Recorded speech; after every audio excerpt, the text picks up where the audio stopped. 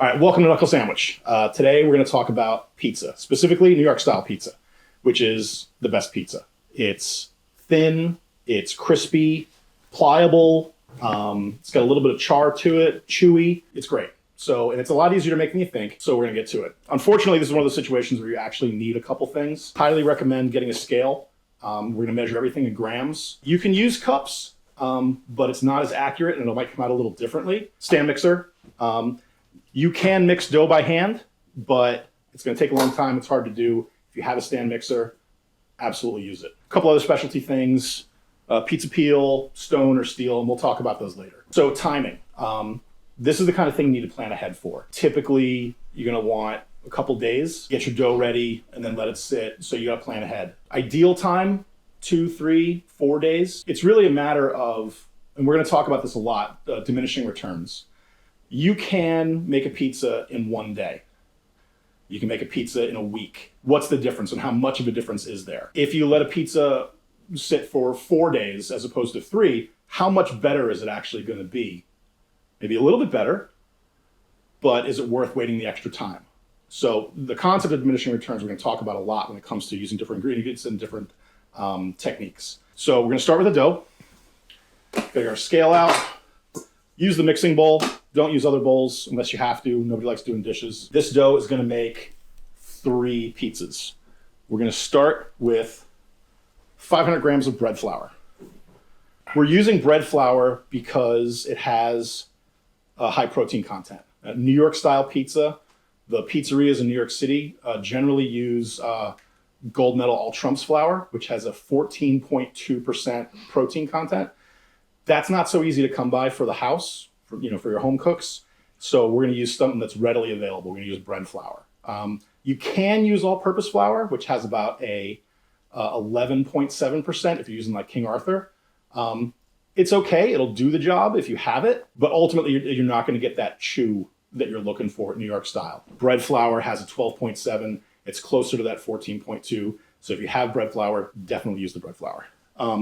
We're also going to add a little bit of whole wheat flour, about 70 grams. We're using the whole wheat flour mostly for a little bit of texture, a little bit of taste. The next thing we're going to do is we're going to add 15 grams of sugar. What the sugar is going to do, it's going to help in the browning of the crust.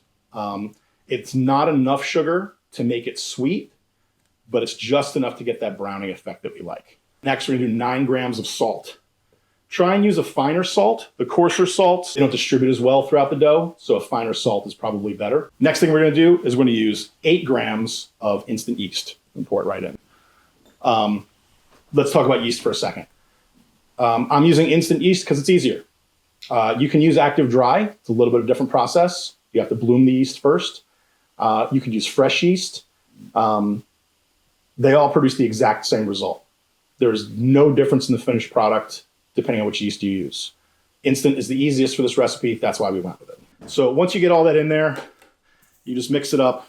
Just get it nice and combined. Then the next thing we want to do is we're going to add 368 milliliters, on a scale, milliliters and grams are the same thing, of water. Just use regular tap water. Room temperature is fine. You don't have to have it super cold. Warm activates the yeast, makes it nice.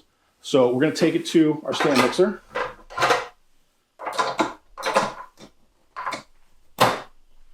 Use our dough hook. And we're going to mix on medium for about 10 minutes.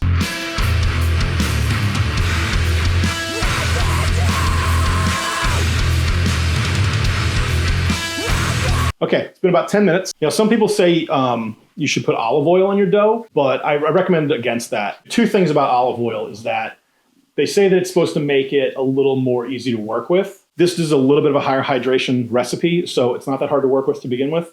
And fat inhibits gluten development. And we're trying to develop gluten, so no olive oil. The other thing is when you're mixing, you say if you don't have a stand mixer, you can do it by hand. Don't use a food processor. I know a lot of people love to knead in a food processor, but the thing is food processors have blades and blades cut, and that's pretty much the opposite of what we want to do when we develop the gluten. We want to build strong strands, not cut them in half. avoid the food processor. I mean, if it's the only thing you've got, sure, stand mixer or by hand is definitely preferred. And what we're going to do is we're going to take out our dough and pull it out. And it should be nice and supple. You'll see it's smooth, bounces back when you touch it. You can test to see if it's ready by kind of pulling on it a little bit and seeing if it tears. If it tears, you should probably mix it a little bit longer. This is pretty good. There's like a window pane test you can do where you stretch it out and you put it up against a light source. And if it tears really easily, you should knead it for a little bit longer. This is fine. So once you take it out of the mixer, just kind of give it a few kneads by hand to smooth it out a little bit. Wrap it in on itself, pinch it up, close the bottom. Nice tight ball. The next thing we're gonna do is we're gonna portion it out. We're gonna grab our scale. We're gonna weigh it. It's roughly 960 grams. And this is gonna make 3 doughs. So that's 320 grams a piece. Actually, still need this. You can rip it, weigh it, 314, not bad. 327. Yeah, 320. 320. Okay. So you have your 3 portions, and you do the same thing, kind of knead them a little bit. Get them nice and smooth. Fold it in itself. Pinch it up. Roll it out. You want to be working with a dry countertop at this point. You want it to stick a little bit. You see that kind of, you're going to pinch it nice and closed. Pull it up again. Nice and smooth. All right, we are ready for the bulk fermentation, the next step. So what we're going to do is we're going to take some pans. These are dough pans I got at the restaurant store. They work really great. You can use anything here. You can use a bowl with a lid, bowl with saran wrap. You see. There we go. Just a regular metal bowl. Anything you want to use that you can cover. So what we're going to do is we're going to add a little bit of olive oil. You don't need a lot. Drop it in, a couple more scrapes. This is the olive oil that we're adding. Really all this does is prevent it from sticking. We do the same thing with our stacking bowls. Again, you don't need that much, just enough to prevent it from sticking. And we talked about how you don't want too much olive oil, but a little bit is just fine. Slide it around the pan a little bit, coat it. What we're about to do is the bulk fermentation. Some people let it sit out for up to an hour before they put it in the refrigerator. We can put it in right away. It's fine. You want to let it sit out for a little bit, also fine. It doesn't make that much of a difference in the final product. And there's a bunch of different things that you can do when you're doing the fermentation. You know, some people like doing a sourdough. Some people will do an autolyse where they add the salt later. Some people will do a biga or a poolish. They're all different methods. They're all good. They all work. But when we're talking about diminishing returns, how much better is a poolish dough going to be than what we're doing here? Probably be better, but 5% better? Is it worth all that extra time and technique? I don't think so. If you know how to do it, great. If not, this is the easy way to get it done. So what we're going to do is we're going to cover this with some saran wrap. And in the fridge they go. This is the point in which you're going to wait 2 to 3 days. You can use the dough earlier. You can use it tonight. If I was going to use it tonight, I wouldn't put it in the fridge. 24 hours later, tomorrow you could do it. The sweet spot is 3 days. Yeah, once it's in the fridge, hang out, go listen to Judge, do whatever you want. When you're ready to make your pizza, take it out of the fridge. These are some that I made ahead of time. These have actually been rising for 4 days. I just took them out of the refrigerator. Once you take these out, you want to let them come to room temperature. Let them sit for an hour and this is the perfect time to set up our oven. So what we're gonna do is we're gonna bake 550 degrees and start it. You don't wanna use the convection setting or the roast setting. And now that we've set our temperature, we can open it up. We'll take our rack and we'll put it on the second rack down from the top, and we're gonna have our pizza steel. I like using the pizza steel better than the stone because it transfers heat a little more efficiently to the dough. There's absolutely nothing wrong with using a stone. Stones are great. If you have one, absolutely use it. If you don't have one, you want to buy one. Stones are a little cheaper. Steels are a little bit more expensive. The steel that I'm using is a little cheaper. It's thinner, so you have to reheat between pizzas.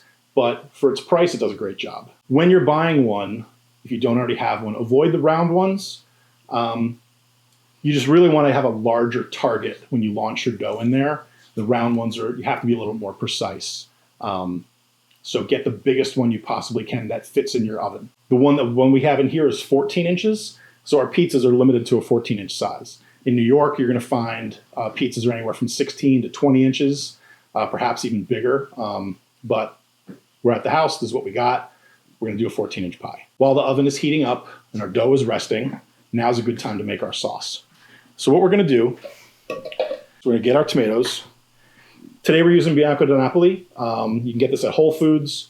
You don't have to use this. I recommend using any good quality ground or crushed tomatoes. Cento's a good brand. Red Pack is good. I would say for this kind of pizza, you want to avoid getting the whole tomatoes and then crushing them yourself. They tend to be a lot more watery. And then your consistency of your sauce will be off a little bit. The ground or crushed tomatoes, they basically come perfect consistency already. So what we're going to do is we're going to add this to the bowl. We're going to keep this sauce really simple. The tomatoes are what really shines here. If you had a good quality tomato, you don't have to mask it with a lot of other spices. We're going to keep it really simple. We're going to add 2 grams of salt just to enhance the flavor a little bit. We're going to do 12 grams of sugar. That's going to cut the acidity. We're going to do 2 teaspoons of oregano, and that's for flavor. We're going to take a whisk and just mix it up. You don't really want to need to use an immersion blender. Like I said, the ground or crushed tomatoes come kind of the perfect consistency. If you use an immersion blender, you're going to smooth it out, make it a little bit more watery, and add a lot more air to your sauce, which you don't need. It'll change the color as well. We want to keep it this nice red color, and it smells great. So there's a controversy about whether or not you should cook your sauce or have it raw. By and large, New York pizzerias do not cook their sauce. You'll find 1 or 2 that do, but if you have a good quality tomato and your oven is up to temperature, you just don't need it.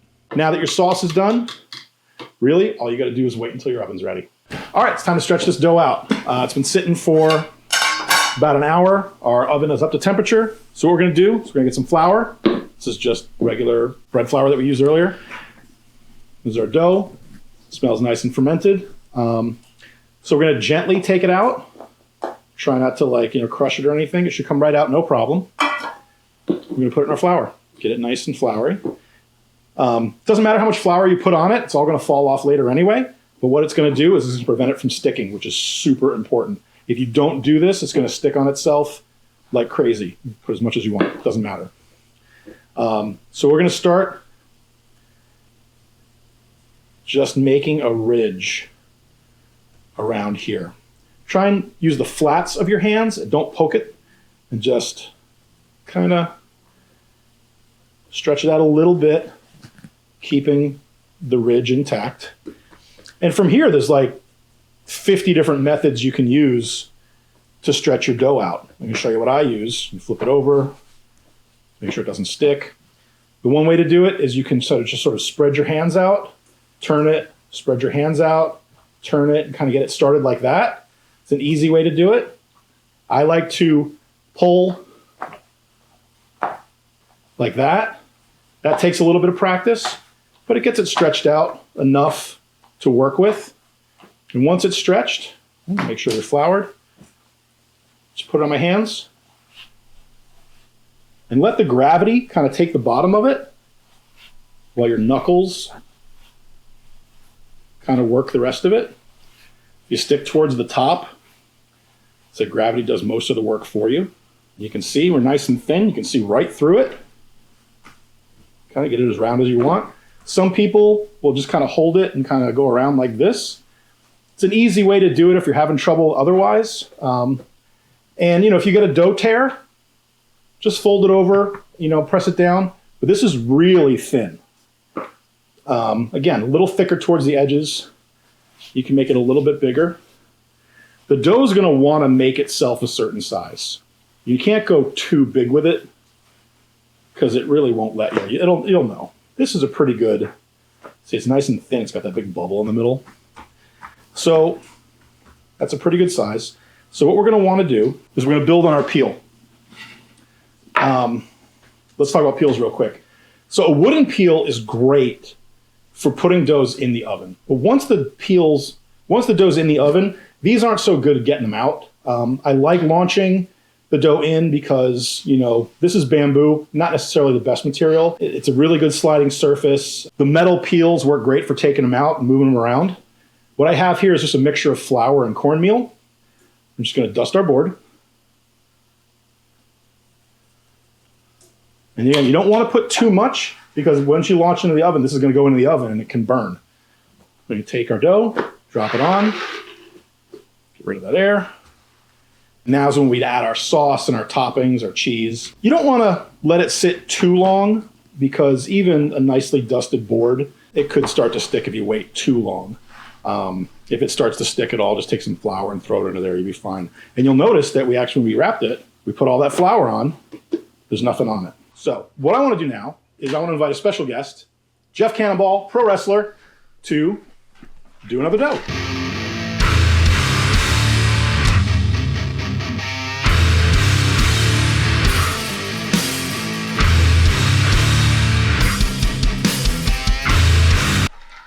Hey man, good to see you. Oh, good to see you. Got flour on your shoulder now. That's all right. All right, so I'm never going to be able to do that. yes, you are. What do you think? I don't know. You make it look easy, but I don't think I'm an idiot. Okay. When it comes to cooking. Oh, when it comes to a lot of things. Let's try it. All right. So I'm doing it gentle. I'm putting flour down first. No, dump it in the flour. Oh yeah. Okay. Told you. Literally just watched you do, and I already forgot. Yep. Okay. That's plenty. Then right down. Yep. Put it right down on the thing. Okay. So that's when you're going to go around. Do that little circle. Yep. And as soon as you said no fingertips, that's what I thought. Yeah, I mean, you were try and keep it a little flatter. Keep your edge. I feel like I'm already making. If you get any bubbles, pop them. It's fine. Leave them. Usually when you bake the bubbles, they get nice and charred and burnt. I feel like I'm already making it lopsided. Doesn't matter. Do I do this? Is that a thing you do? You can do that if you want. Okay. I already did it. That's the thing. It's like, so long as you get it roughly to shape, Sure. you're fine. Is that okay? That's good. Yeah, flip it over. Do the same again? thing. Okay. Just kind of, get it around. You're going to make sure that it's nice and, I feel like floured. I'm getting a lot more bubbles than you did. Is that Doesn't matter. okay? Doesn't matter. So now you got your basic. Now let's start stretching it out a little bit. This way? Yep. Is that what you did, right? Yep. Right? I watched it. Yep. If it's not sliding, just, throw more flour down. A little bit. Throw some on top. Again, you can't have too much at this point. I'm like looking at yours as if I know what I'm doing. Should I try the knuckle thing Do now? it. Or Yeah. Okay. You got to stretch it out at some point anyway. So, I don't know what I'm doing. Pull your hands apart a little bit, and then just walk it, into a circle. Here you go. Okay. Stay towards the edge. You got it. Jesus Christ. And so you're all floured up. See, when I first started doing this, I didn't flour it up nearly enough. And at this point, it'd be just all sticking stuck to you. together. And, you just want to be mindful of how thin it's getting. That's what. So you don't get tears. And it does look like it's getting thin, right? Yeah, that's perfect. Oh, it is. Yeah. So, now you want to work the edges a little bit because you'll see that, it's really thick here and super thin here. Yeah. So I'd if you want, just pinch. Just stretch it out a little bit. Okay. Like this. We let gravity do the work for you. So we'll dust our board, our peel. Oh, this part I'm going to be terrible at. Not the dusting part. Yeah. Well, I'll throw one in. Okay. And then you can throw We'll do it. yours in. Yeah. Is that too much? It's good. Okay. Start mine. So take this, toss it on. So what we're going to do is we're going to add our sauce first. And when you're adding sauce, you know, you don't want to overdo it. You want to like a nice thin layer.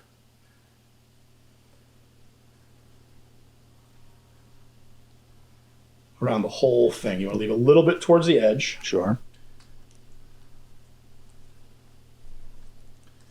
Just kind of spread it out nice and thin. This actually might be too much. Am I allowed to ask you a question right now? Sure, go ahead. Okay. So when you said don't cook the sauce, I don't think I've ever realized that people would even do that. Yeah. Is there a benefit? I know it's diminishing returns. It's a flavor Is there thing. a benefit? It's a flavor thing. It's a step that I find completely unnecessary. And like I said, most New York pizzerias don't do it. Yeah, I feel like I've never seen that. Yeah.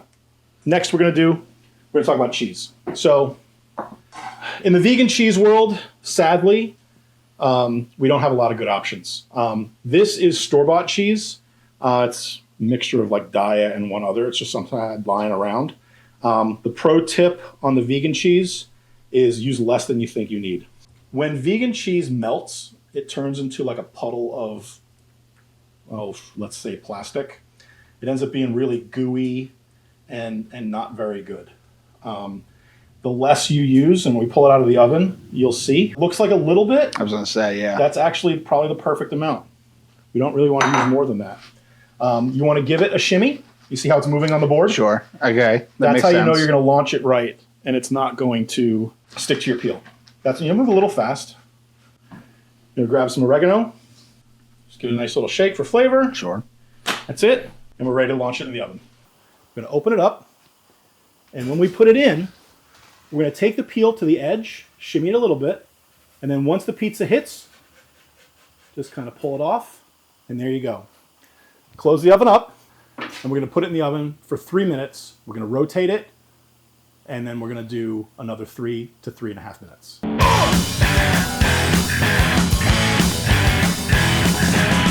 So 3 minutes in, you want to take your metal peel, if you're going to use a metal peel. You want to go underneath a little bit. You want to take a little peek to make sure it's cooking. And just kind of, rotate it a little bit.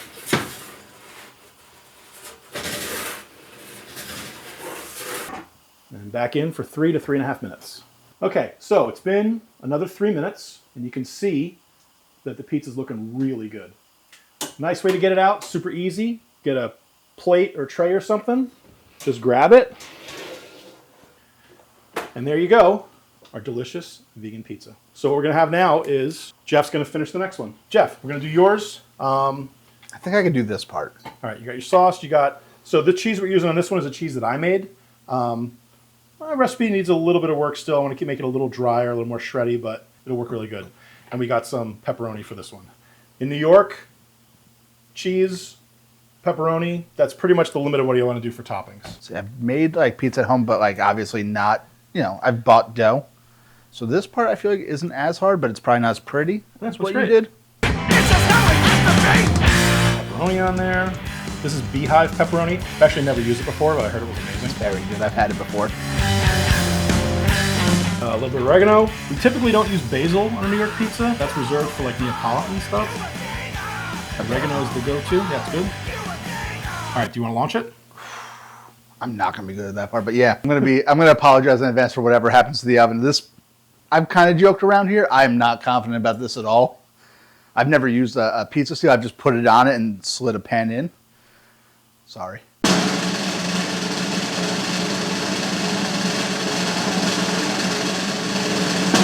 Okay.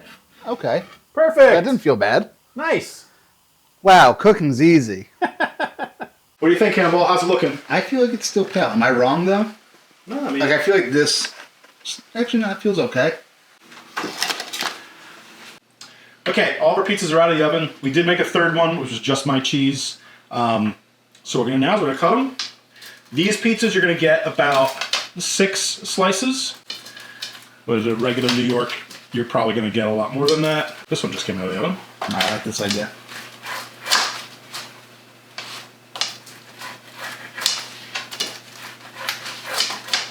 Get your little fold, stand straight up. It means you use the bread flour. We have a nice structure there. All right, cheers.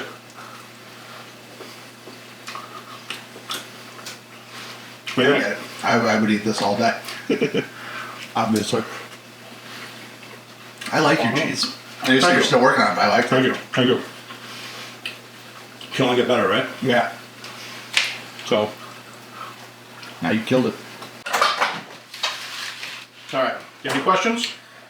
So one thing you mentioned before, because I was listening off camera, about the pizza steel, Right.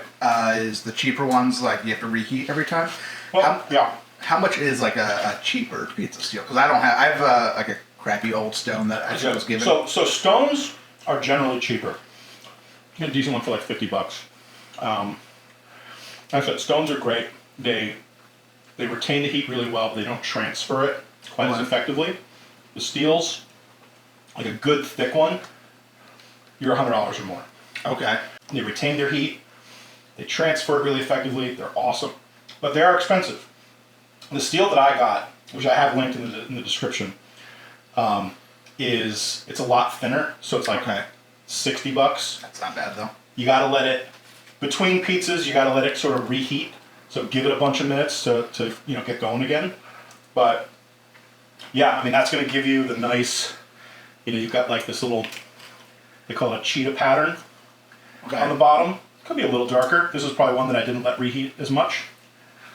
Came out good though. But I will say credit to your cheese. That was much better. It's still great. This is okay, but this is what I would make as somebody who doesn't cook often. Exactly. I would sit home and get some store-bought cheese and do that. yeah, and most people be more than happy. But I use Violife. It really did turn out to be the best kind in all the testing that I've done. This isn't Violife. It's okay. Yeah, no, it's not bad. Like I said, this is like what I would do at home. Yeah. But now I would try to make my own dough because you made it so easy. So, anything else? Any other technique or whatever we didn't go over? Oh, they just shove a ton of food in my mouth. I'm not meant to eat on camera because I eat like a monster.